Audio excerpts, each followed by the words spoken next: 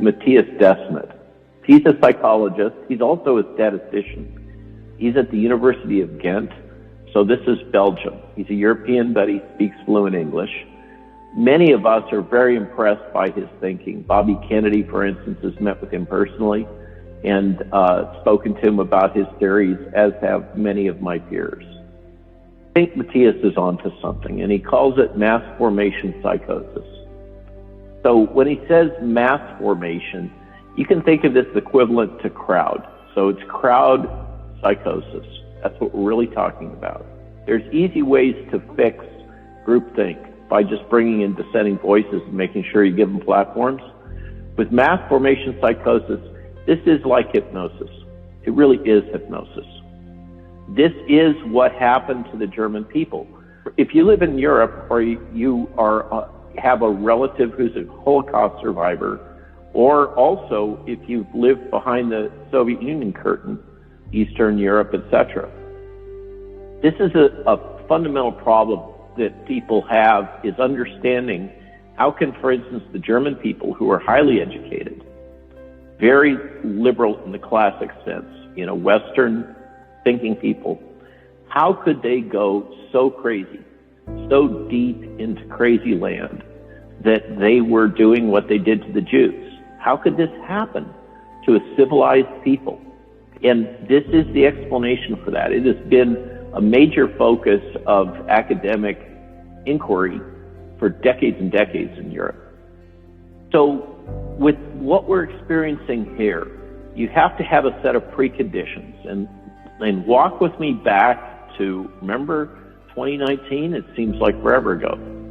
The precursors for mass formation psychosis is you have to have a situation in which the population is decoupled from each other. They don't have social bonds. Everybody on their little cell phones and everything else, okay, where we're fragmented into our communities, Facebook communities and other things.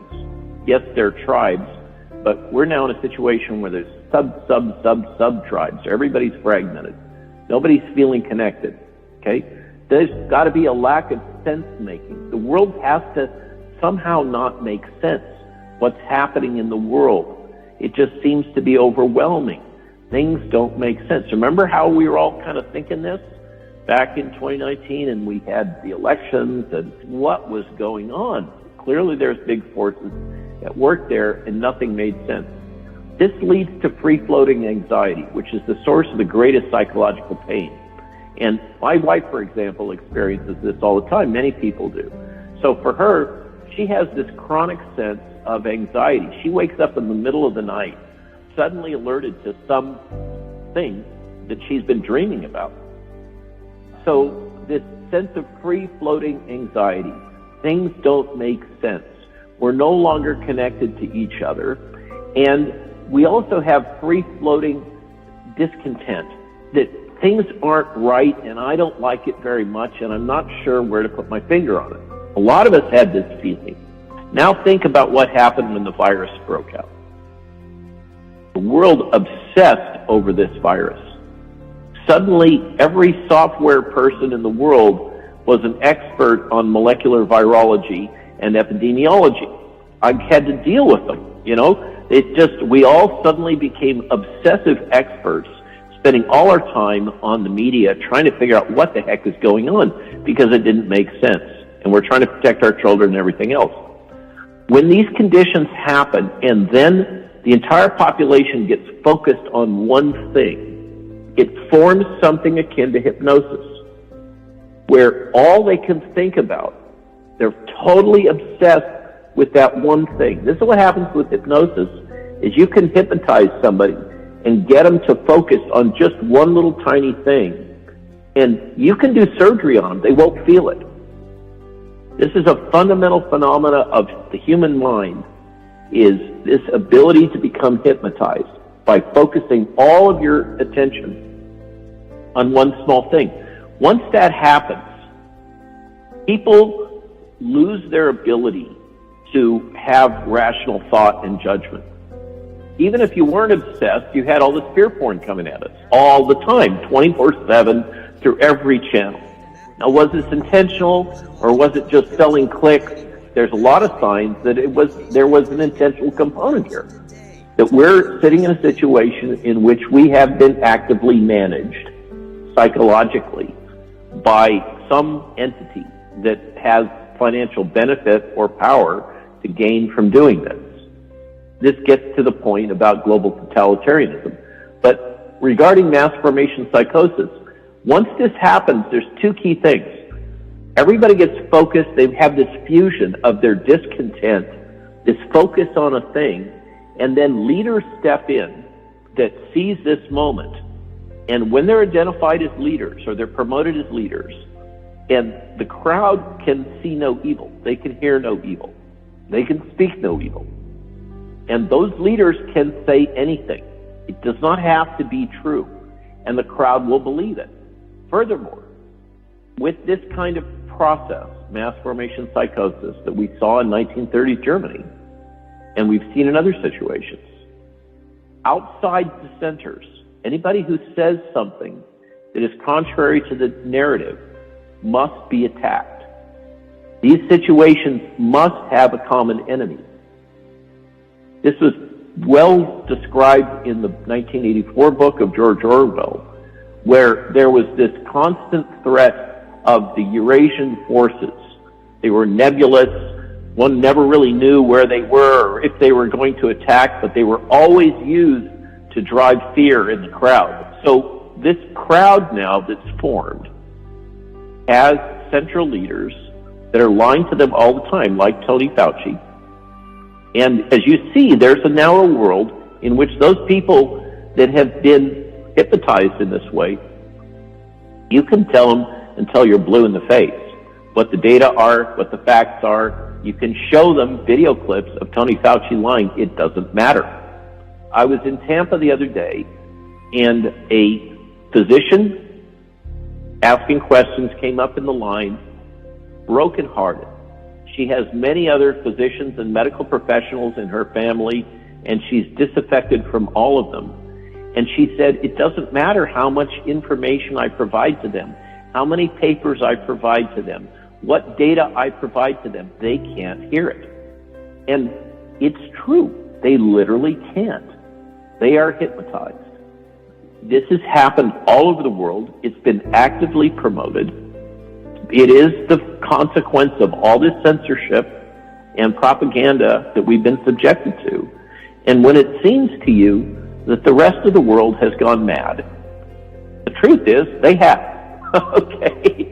And the question is, what can we do about it? So I spoke to Matthias about this, about where does he see this going? And it's really a bit grim. He thinks that this mass psychosis has developed to a point where the global totalitarianism is unavoidable. It will sweep over us. We're seeing it in Austria. Number one, they're locking down during the holidays. And they say, you will be vaccinated. Now, that flies in the face of the data, which shows the vaccination won't stop the spread of the virus. It doesn't matter. They will impose the vaccines on you. They're talking about doing this in Germany. They're talking about all kinds of mandates in the United States, like you say, including for the children. Think that through, okay? So this is happening, and Matthias believes that it's now to a point that it is going to progress through the population, whether we like it or not. We have to continue to try to provide information, accurate information. There's a couple things we can do. We can substitute the fear of the virus, which is irrational, for a greater threat. We can break through to people if we help them to understand that what we're seeing is a coordinated global focus on deploying a global totalitarian solution. Totalitarianism is a bigger boogeyman than the virus is by far. Losing control to Bill Gates and the World Economic Forum and BlackRock and Vanguard is a bigger threat than SARS-CoV-2 is for you or your children by far. Okay? And people can hear that. They can see it. Matthias has tested it. And you can break this fusion in their minds if you give them something that's even of greater concern, which is loss of their freedom. When you make it clear to people that they're on the threshold of losing their rights, they get activated. So this is one topic area that a lot of people get. And often the breakthrough thing is they're going to force my kids to take the jab. And suddenly people wake up with that one also. But the problem is all those underlying things haven't been fixed. The real problem, to be blunt, is that our society is sick. It's sick in a bunch of ways.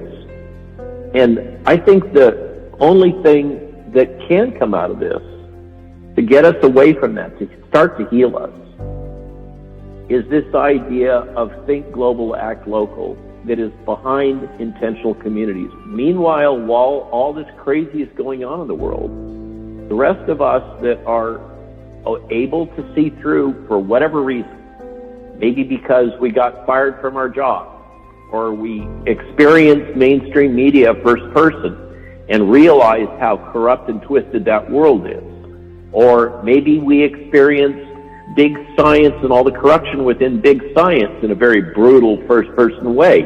Things have caused some of us to be able to be a little more skeptical about what's going on in the world. So we can't get beyond this if we don't find some way to heal ourselves. And I think we got to start that healing process locally. The message that I've been trying to promote in these various speaking engagements is a message of healing, not division, and of trying to empower people to start building local community, telephone call lists, work through your church, whatever your organization is, build on that. Find physicians that will administer early treatment. I think that now is the time to build local community, start to form networks with each other. We're providing information to older people who are often home alone, scared and not able to access the internet. There's a few courageous leaders politically and a lot of scared chickens. Basically, the Republican side is unified that these mandates are wrong. Now, we're having trouble breaking through the other side, but angry moms, I think, may be the thing that saves our democracy. So there is hope. But we've still got a long way to go. But I think we've seen some significant progress. So I don't want to leave everybody thinking it's all doom and gloom.